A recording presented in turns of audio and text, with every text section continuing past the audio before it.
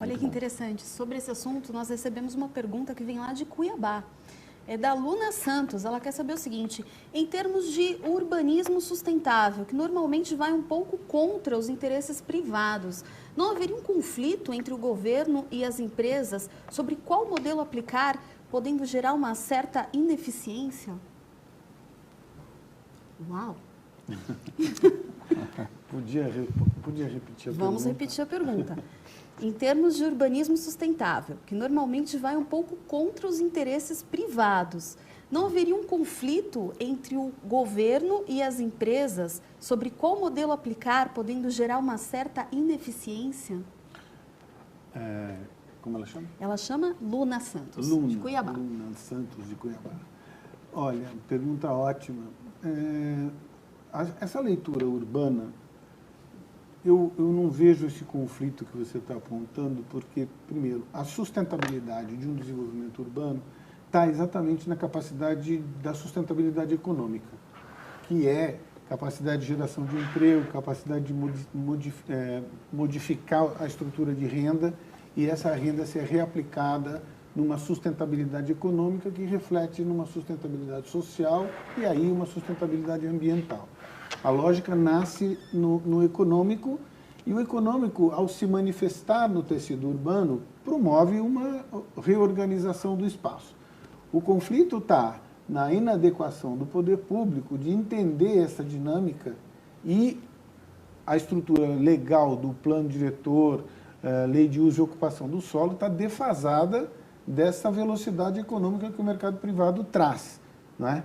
E então acho que não existe esse conflito, o que existe é uma necessidade de readequação e um aparelhamento do setor público para entender uma dinâmica econômica que reflete a inserção de produtos no tecido urbano embaixo de uma lógica que é muito dinâmica. Por exemplo, a revisão dos planos diretores, elas ocorrem a cada 5, 10 anos e não é suficiente, porque o mercado é muito mais dinâmico e, às vezes, ele vai atropelando o Estado e o governo municipal e o governo não tem essa agilidade para se readequar, para receber toda essa demanda de novos produtos imobiliários que estão sendo dinamizados por uma economia ou por uma cadeia produtiva que é mais significativa naquele município. Acho que é por aí.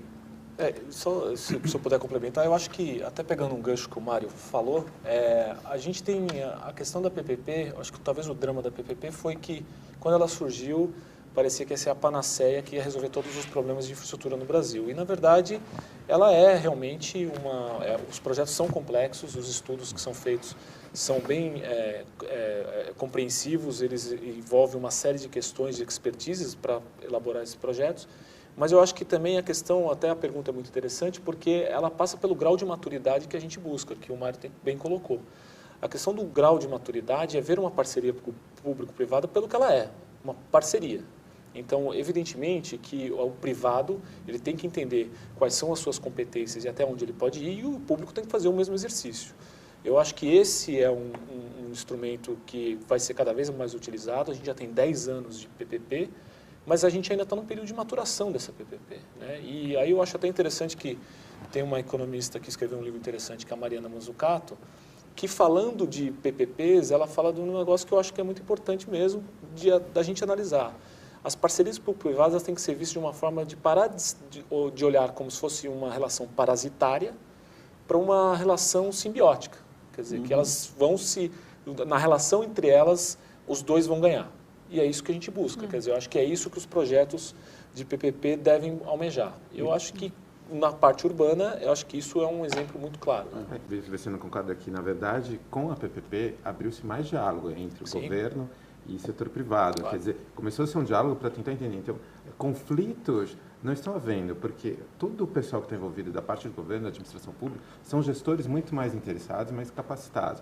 E mesmo aqueles que não têm qualquer capacitação, eles estão buscando uma nova capacitação para poder ter um diálogo aberto, um diálogo que realmente possa contribuir para um projeto adequado para a sociedade. Claro. Você não acha que a legislação atravanca esse processo, porque a legislação está defasada, de você poder, a iniciativa privada, E não está muito mais o governo tentando transferir um problema, que ele não consegue resolver, e está tentando transferir esse problema para a iniciativa privada? Que a iniciativa privada faça a infraestrutura, gaste esse dinheiro? Não, a legislação está sofrendo algumas mudanças, né? É que o nosso processo legislativo é um pouco mais demorado, né? Exige uma série de discussões. Pelo menos é a opinião que eu vejo sobre o arcabouço legal que a gente tem. É mais demorado.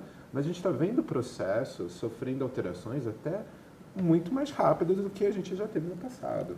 Então, a mudança legal está tendo. Nós temos algumas transformações aí, até no processo de compra, no processo de contratação pública, que estão surgindo e estão sendo inovadores. É que a gente está num processo onde a gente está de transparência total, né? E por isso a gente enxerga tantos escândalos que a gente vê por aí. Mas é um processo que a gente está passando, como vários países que viviam com corrupção, passaram por esse processo de transparência. Olha, eu estou vendo, estou enxergando o que a gente não via no passado. E com isso a legislação dá uma travancada e parece que ela não está usufruindo. Mas esse diálogo, essa transparência abre o diálogo também com a sociedade. E a gente procura buscar um projeto mais adequado e procura verificar quais são as arestas que não podem deixar de serem abertas. Se puder complementar, então, durante o processo de estruturação de um PPP, existe o período da consulta pública, as audiências públicas, em que o mercado privado e a sociedade civil é ouvida.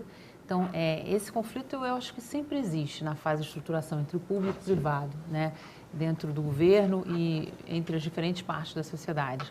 Mas esse conflito, até o lançamento de edital e a fase de licitação, ele tende a ser diluído e resolvido e o equilíbrio ser alcançado. Senão, o leilão dá vazio. Quando existe concorrência no leilão, quer dizer que o mercado está reconhecendo e que existe um equilíbrio da alocação de riscos e que é um contrato que está equilibrado. Eu acho que a colocação é pertinente.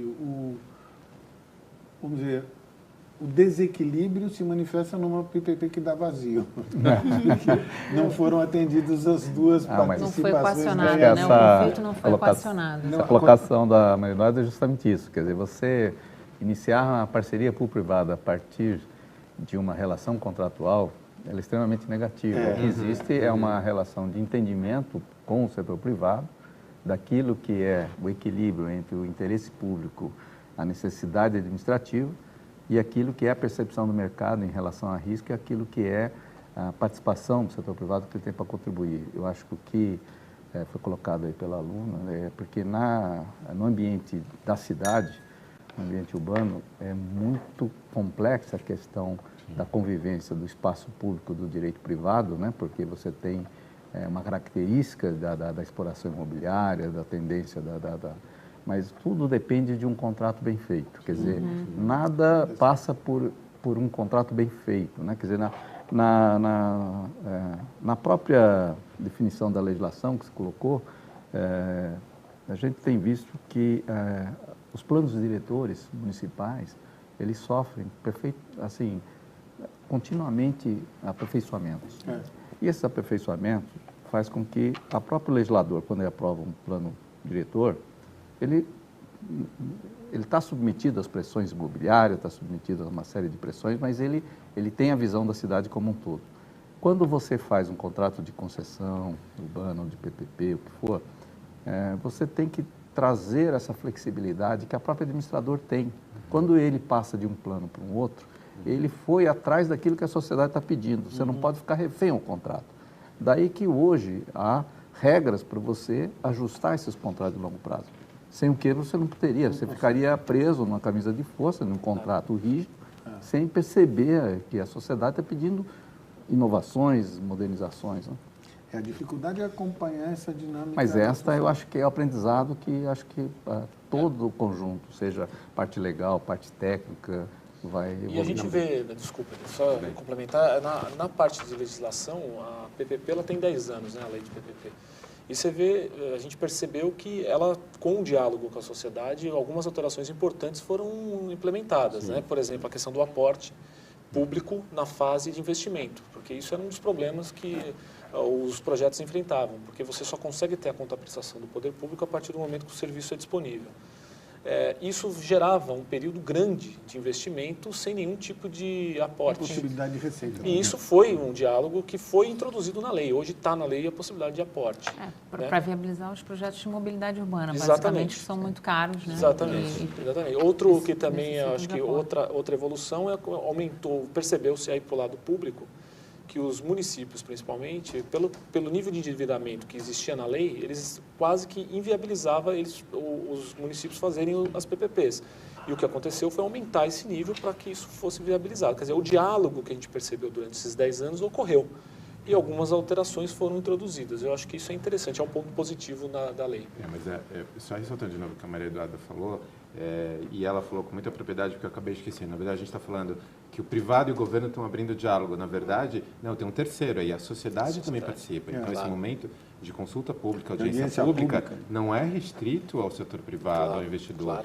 Toda a população pode trazer contribuições. E outra medida inovadora foi o próprio processo de manifestação de interesse. Sim. Quer dizer, o governo está se colocando numa posição onde sociedade, o que eu preciso fazer também? Porque, de repente, eu estou com venda nos olhos e estou muito preocupado com o transporte de massa e não estou vendo outros projetos que poderiam ser feitos na cidade.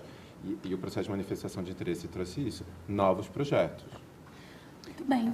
Tem só um ponto final de aperfeiçoamento da lei. Eu acho que, por exemplo, o percentual de comprometimento da receita corrente líquida hoje está limitado. Sim. Né? E a gente vê que alguns estados, por exemplo, Bahia, Minas Gerais, que já fizeram algumas PPPs, precisariam aumentar esse limite para fazer novos projetos de grande porte. Então, isso talvez tenha que ser revisto. Né? Claro.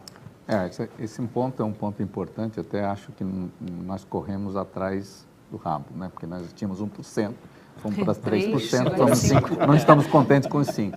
Isso tudo é fruto da Lei Complementar 101, que é a Lei de Responsabilidade Fiscal, mas que, na verdade, a PPP, muitas delas, não trazem comprometimentos novos, né? Por exemplo, você pegar as PPPs de iluminação pública, por trás delas existem as contribuições, seja CIP ou COSIP. Se você pegar a PPP na área de saúde, na área de educação, existe já um comprometimento necessário, um percentual sobre as receitas do governo. Então, teria que aperfeiçoar, não mais em limites, mas entender o que é esse comprometimento. Né? Se você tem qual é a receita, necessidade? exatamente, qualificar melhor. Na realidade, o que deveria ser feito é um estudo do impacto fiscal de novas PPPs. Né? Exatamente. Isso sim, e a partir desse estudo, se não couber fazer novos projetos, daí esse é o limite, esse é o teto, não talvez um número mágico. Né?